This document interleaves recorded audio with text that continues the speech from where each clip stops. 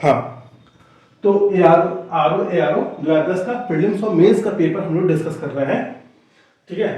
और कौन सा टॉपिक चल रहा है? टॉपिक चल रहा है यूपी स्पेशल का। तो यूपी स्पेशल के जितने भी क्वेश्चन हैं उनको हम लोग डिस्कस कर रहे हैं, और वहां से जो टॉपिक निकल के आ रहा है उसको डिटेल में डिस्कस कर रहे हैं, ताकि अगर भविष्य में उस टॉपिक से सवाल आए तो गलत ना हो, ठीक है। तो पहला सवाल है, इनमें से सबसे प्राचीन विश्वविद्यालय कौन सा है? तो ये सवाल पहले आ चुका है, अलग तरीके से आया था, लेकिन ये हम लोग डिस्कस कर चुके हैं। तो विश्वविद्यालय से संबंधित एक टॉपिक था, पहला दूसरा लेक्चर होगा, हम वो नीचे हम टैग कर देंगे, पिन कर देंगे वो लेक्चर, ताकि कोई भी जाके देख सकता है। तो वहां से ये सवाल आराम से हल हो जाएगा। इलाहाबाद विश्वविद्यालय सबसे पुराना विश्वविद्यालय है उत्तर प्रदेश के अंदर, ठीक है। और जितने भी विश्वविद्यालय हैं उत्तर प्रदेश के अंदर, उसकी स्थापना किसने की, ठीक है, उस टाइम वायसराय कौन था, उससे संबंधित जितने भी सवाल बनते हैं या बने हैं एग्जाम में, वो सारे हमने वहां पे डाल दिए हैं। वहां से देखना बेहतर रहेगा, तो चीजें रिपीट नहीं करेंगे, इसलिए जल्दी हो जाएगा चीजें, ठीक है।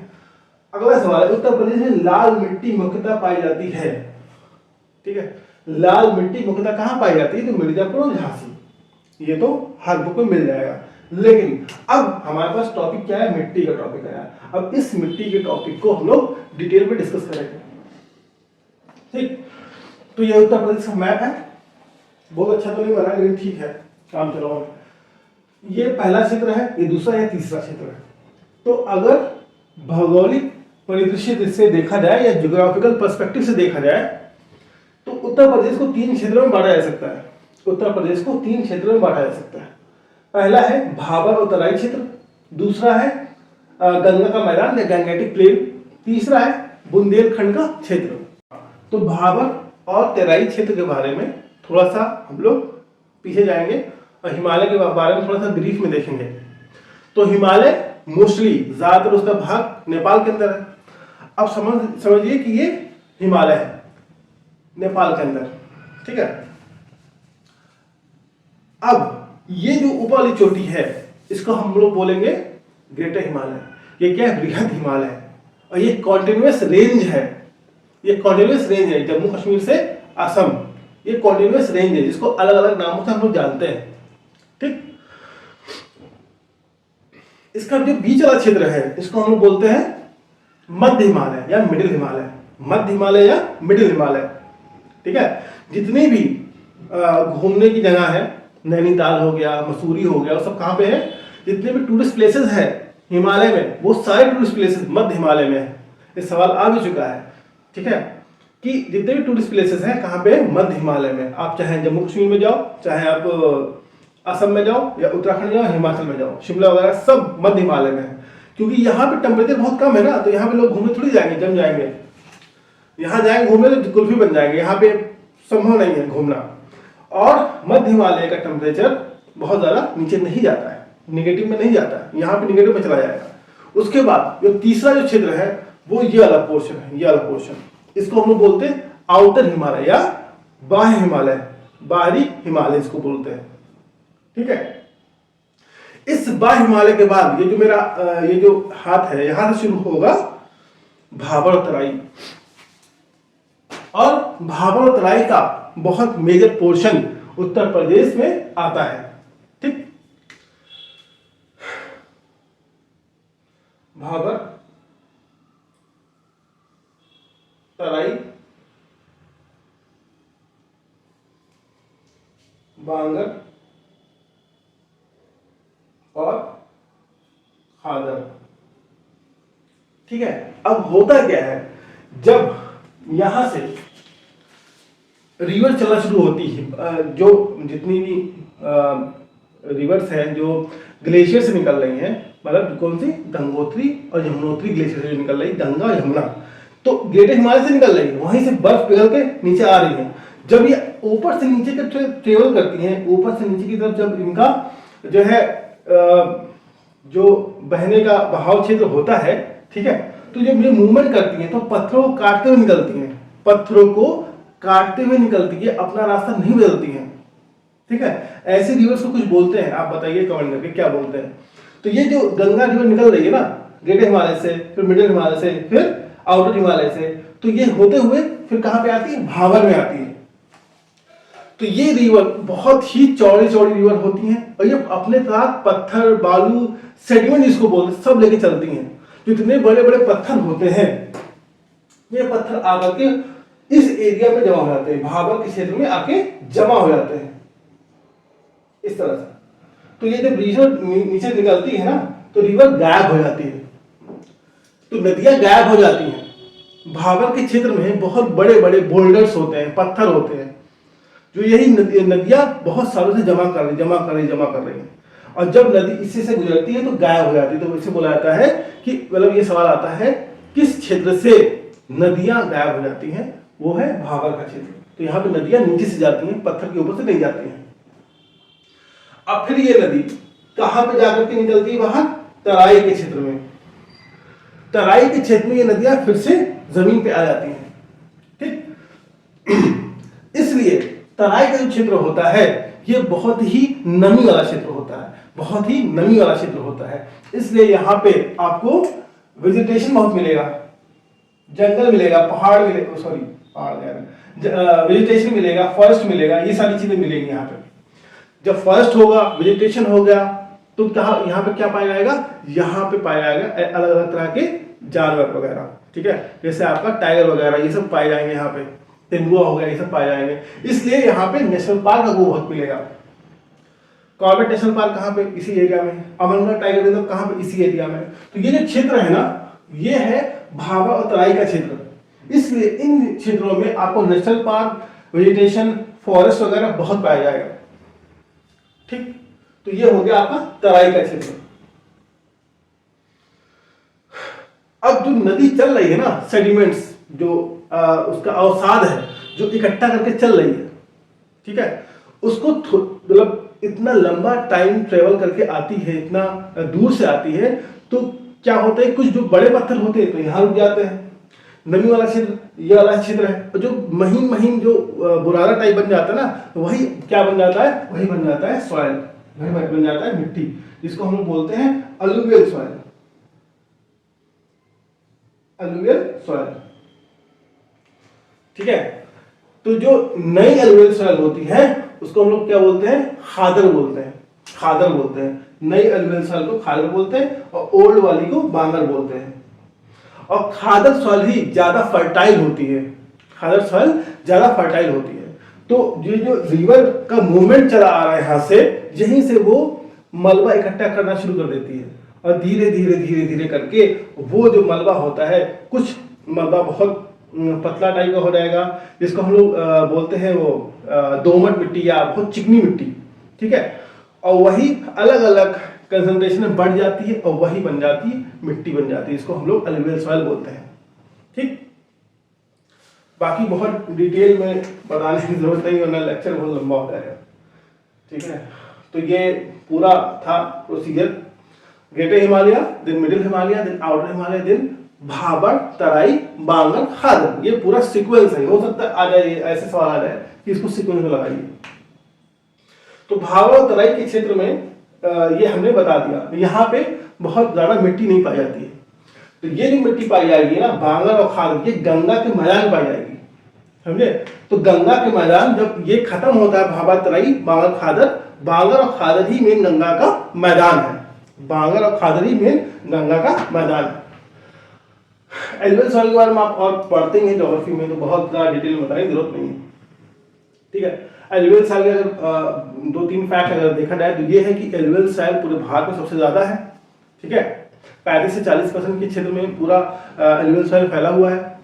और यूपी में 2 मेन रिवर्स हैं, एक गंगा एक यमुना, दोनों के मैदान से ही अच्छा खासा जो है एलुवियल सॉइल बन जाता है, जरूर मिट्टी बन जाती है।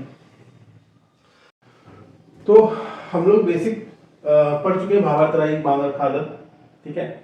और इसी के बाद जो अवसाद बचते हैं एकदम बुरादा की तरह, वो बन जाता है अलुवियल सॉइल या जलोढ़ मिट्टी, जो बहुत चिकनी होती है, पानी की अधिक मात्रा होने की वजह से ये बहुत ही चिकनी हो जाती है। अब अलुवियल सॉइल को 2 भागों में बांटा जाता है, सब पढ़ते होंगे, एक होता है खादर, एक होता है बांगर। ये हम लोग पहले ही पढ़ चुके हैं। खादर जो होती है नई जलोढ़ होती है, और नई जलोढ़ जो होती है जो हर साल रिवर दूर से ट्रेवल करके आती है अपने साथ नए नए न्यूट्रिएंट्स लेकर के, तो बहुत ही उपजाऊ होती है। ठीक है, जो नदी होती है बहुत दूर से आ रही है ना, तो तरह तरह के न्यूट्रिएंट्स अपने पास लेकर के आती है, जमा करती है और उसको नए सॉइल में बनाने में हेल्प करती है। उसी नए सॉइल को बोलते हैं, उसी नए अवसाद को बोलते हैं क्या? खादर। ठीक है, खादर बोलते हैं। ये अधिक उपजाऊ होती है। उसी तरह बांगर होता है, बांगर होती है पुरानी जलोढ़, ये कम उपजाऊ होती है। ठीक है, इसके न्यूट्रिएंट्स खत्म हो चुके होते हैं, इसलिए कम उपजाऊ होते हैं। अब केमिकल कंपोजिशन के हिसाब से या सोडियम की मात्रा या साल्ट की मात्रा के आधार पे अलुवियल सॉइल को, जलोढ़ मिट्टी को दो भागों में बांटा गया है। एक है अल्कलाइन, एक है सलाइन। इसमें बड़ा कंफ्यूजन होता है सबको। सलाइन जो है वो ऊसर मृदा बोलते हैं। ऊसर, ऊसर मतलब जहां पे जिस मिट्टी में नमक ज्यादा है, ऊसर मृदा। जब मिट्टी में नमक ज्यादा होगा तो उसका पीएच घट जाएगा, उसका पीएच घट जाएगा। जब पीएच घट जाएगा तो वो बन जाएगा एसिडिक। तो ऐसे भी ये भी बोल सकते हैं सलाइन सॉइल या एसिडिक सॉइल, यह भी सवाल आ सकता है इस तरह से या कंफ्यूज करने के लिए, एसिडिक या सलाइन सॉइल। तो इसमें क्या है, सोडियम का कंसंट्रेशन बढ़ जाता है। सपोज करो कि एक गिलास पानी है, एक गिलास है, उसमें आधा गिलास पानी है और नमक है, आधा गिलास पानी और नमक है, उसको हमने घोल दिया। ठीक है, अब क्या है कि उस ग्लास के अंदर नमक की जो कंसंट्रेशन है, सांद्रता जिसको बोलते हैं, कंसंट्रेशन ऑफ सॉल्ट, उस पानी के अंदर ज्यादा है। हमको कम करने के लिए क्या करेंगे, उस कंसंट्रेशन को कम करना है तो क्या करेंगे, पानी और डाल देंगे। हमने जो पानी ज्यादा डाला तो क्या हुआ, सॉल्ट का कंसंट्रेशन कम हो गया, सॉल्ट का कंसंट्रेशन कम हो गया। तो ये ऐसा क्यों होता है, जो कोई भी मृदा ऊसर क्यों हो जाती है, क्योंकि बारिश नहीं होती है। जब बारिश होगी तभी तो उसका कंसंट्रेशन कम होगा। ठीक है, तो इस वजह से जैसे बुंदेलखंड का रीजन है, वहां पे इस तरह की मृदा पाई जाती है। दूसरी तरह की मृदा होती है अल्कलाइन। यहां पे क्या था, सोडियम का कंसंट्रेशन ज्यादा था।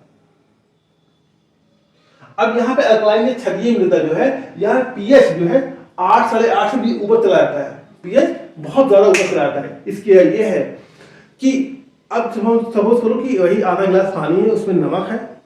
अब बहुत ज्यादा धूप की वजह से, इवापोरेशन की वजह से क्या होता है, या सूखा पड़ जाने की वजह से बिल्कुल भी बारिश नहीं हुई, बल्कि पानी और सूख गया। ठीक है, तो क्या होगा कि सोडियम का कंसंट्रेशन और ज्यादा बढ़ जाएगा, और ज्यादा बढ़ जाएगा। और वो सोडियम क्या ले लेगा फॉर्म, सोडियम कार्बोनेट का फॉर्म ले लेगा। सोडियम कार्बोनेट का फॉर्म ले लेगा मतलब बहुत ज्यादा, जब सोडियम कार्बोनेट का कंसंट्रेशन बढ़ता है तो वो मृदा कहलाती है क्षारीय मृदा, वो मृदा कहलाती है क्षारीय या अल्कलाइन मृदा। और इसका पीएच क्या होता है, 8.5 से ज्यादा होता है, 8.5 से भी ज्यादा होता है। ऐसी मृदा जिसमें सोडियम कार्बोनेट या सोडियम का कंसंट्रेशन ज्यादा है, उसके लिए हम क्या यूज करते हैं, जिप्सम का यूज करते हैं। जिप्सम क्या करता है, सोख लेता है, सोडियम को सोख लेता है। ठीक है, सोख लेता है। ठीक, तो ये बेसिकली अलुवियल सॉइल के बारे में हुआ है। हाँ, आगे चलते हैं। तो अब कुछ मिट्टियां हैं जो स्पेसिफिक उत्तर प्रदेश के अंदर पाई जाती हैं। ठीक है, जैसे है माड़ सॉइल, या माड़ भी बोलते हैं इसको, माड़ सॉइल। ठीक है, माड़ सॉइल या माड़ सॉइल, इसके अंदर जीवाश्म पाए जाते हैं, इसके अंदर जीवाश्म पाए जाते हैं। ठीक है, इनके अंदर जीवाश्म पाए जाते हैं। ठीक, अच्छा एक रिलेशन है सॉइल और मिट्टी और पत्थर के बीच में, कि जहां पे सेडिमेंट्री रॉक्स होते हैं, जहां पे सेडिमेंट्री रॉक्स होते हैं वहां पे ज्यादा एल्यूवियल सॉइल पाए जाते हैं। मतलब जहां पे अवसादी चट्टान होंगे वहां पे जलोढ़ मिट्टी पाई जाएगी, क्योंकि जो अवसादी चट्टान होते हैं वो बहुत इजीली ब्रेक हो जाते हैं, या उनका वेदरिंग आसान होता है जब रिवर मूव करती है। जब रिवर मूव करेगी तो क्या करेगी, वो अवसाद इकट्ठा करेगी, और उसी अवसाद से जो मिट्टी बनेगी उसको बोला जाएगा एल्यूवियल सॉइल या जलोढ़ मिट्टी। इग्नियस रॉक जो होती है वो बहुत ही स्ट्रांग होती है, मतलब वो जल्दी ब्रेक नहीं होती है, वहां पे वेदरिंग जल्दी होती नहीं है। ठीक है। जो डेक्कन का पठार है पूरा, वो पूरा है ब्लैक सॉइल का एरिया। वो जल्दी ब्रेक नहीं होती है, लेकिन बहुत सालों बाद मतलब उसमें अलग अलग तरह के जब माइनिंग एक्टिविटीज होती है या इंडस्ट्रियलाइजेशन होता है, तो अलग अलग तरह से जब वो ब्रेक होती है ना, तो वो बन जाती है ब्लैक सॉइल। तो जहाँ पे इग्नियस रॉक होती है वहाँ मोस्टली ब्लैक सॉइल होती है, और जहाँ पे सेडिमेंट्री रॉक वहाँ पे एलुवियल सॉइल होती है। ठीक है। तो इग्नियस रॉक की सबसे बड़ी खासियत क्या होती है? इग्नियस रॉक की खासियत ये होती है वहाँ पे फॉसिल नहीं पाया जाता, जीवाश्म नहीं पाया जाता, क्योंकि इग्नियस रॉक जो होती है, आग्नेय चट्टान जो होती है, वहाँ पे उसके अंदर टेम्परेचर बहुत हाई होता है, टेम्परेचर हाई होता है, प्रेशर ज़्यादा होता है। उस वजह से क्या होता है, वहाँ पे कोई भी जीवाश्म मतलब वही नहीं रह सकता, खत्म हो जाएगा, अपने जल के राख हो जाएगा। तो जीवाश्म का अवशेष इग्नियस रॉक या ब्लैक सॉइल के अंदर नहीं पाया जाता है। आग्नेय चट्टान और काली मिट्टी में जीवाश्म इसीलिए नहीं पाया जाता है। ठीक है, ठीक। तो ये जो इसलिए उत्तर प्रदेश का पूरा क्षेत्र है, यहाँ मोस्टली आपको जलोढ़ मिट्टी मिलेंगे और उसके अलग अलग प्रकार मिलेंगे। ठीक है, क्योंकि यहाँ पे गंगा यमुना का बहुत बड़ा मैदान है। तो मार्श सॉइल या मार्श सॉइल ये है, इसमें जीवाश्म पाया जाता है। कहाँ पे मिट्टी होती है? जलाऊं, हमीरपुर, झांसी और बांदा। जलाऊं, हमीरपुर, झांसी और बांदा। यहाँ पे क्या बोला जाता है? गेहूं या कपास, गेहूं या कपास। उसको एक होती मिट्टी काबर सॉइल या काबर मिट्टी, काबर सॉइल या काबर मिट्टी। ये थोड़ी ब्राउनिश होती है, ब्राउन कलर या कत्थई कलर की होती है थोड़ा, और ये भी पाई जाती है ललितपुर, बांदा और जलाओं में। ललितपुर, बांदा और जलाओं में। इसके बाद एक मिट्टी होती है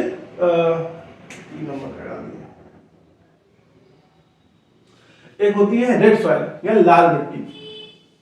अब लाल मिट्टी कहां पे होगी? जहां पे फेरिक ऑक्साइड होगा। अगर मिट्टी के अंदर फेरिक ऑक्साइड मिक्स हो जाएगा या बाय नेचर उसके अंदर अगर फेरिक ऑक्साइड पाया जाएगा, तो उसकी थोड़ी जो नेचर होता है वो थोड़ा लाल हो जाता है। ठीक है। और ये जो बुंदेलखंड का रीजन है ना, ये उससे एमपी से लगा हुआ क्षेत्र है। तो और एमपी में विंध्याचल क्षेत्र है पूरा, तो वहां पे लाल चट्टान या लाल मिट्टी स्वतः पाई जाती है, और उसका कुछ एक्सटेंशन अपने इस क्षेत्र में है, इस पूरे क्षेत्र में है। ठीक है, इसलिए यहाँ पे लाल मिट्टी भी पाई जाती है। तो कहाँ पे इसका क्षेत्र है? मिर्जापुर, झांसी। मिर्जापुर और झांसी में पाई जाती है। यही सवाल आया भी था, उत्तर प्रदेश में लाल मिट्टी मुख्यतः पाई जाती है कहाँ पे? तो मिर्जापुर और झांसी में। और ये जो विंध्यन रॉक्स है उसके वेदरिंग से, उसके टूटने की वजह से ये सॉइल बनती है। ठीक है। और इसमें क्या पाया जाता है? Ferric oxide. फेरिक ऑक्साइड की वजह से ये लाल होती है। इसके दो प्रकार होते हैं। एक होता है पड़ुआ सॉइल, जिसको हम लोग बोलते हैं बलुई दोमट। बलुई दोमट टाइप की जो मिट्टी होती है उसको बोलते हैं पड़ुआ सॉइल या परवा सॉइल। ठीक है, परवा ही बोलते हैं, कहीं परवा लिखा है। वो मिट्टी जो थोड़ी सी बलुई और दोमट होती है। और एक होती है राकर सॉइल। राकर मिट्टी दानेदार होती है, राकर सॉइल होती है वो दानेदार होती है। और ये दोनों प्रकार किसके? रेड सॉइल के या लाल मिट्टी के। और एक सॉइल होती है भोटा सॉइल। भोटा ये विंध्या के क्षेत्र में पाई जाती है, विंध्या के क्षेत्र में पाई जाती है, इस क्षेत्र में पाई जाती है, सोनभद्र वाले क्षेत्र में। ठीक है, तो ये हो गई सारी मिट्टी उत्तर प्रदेश की।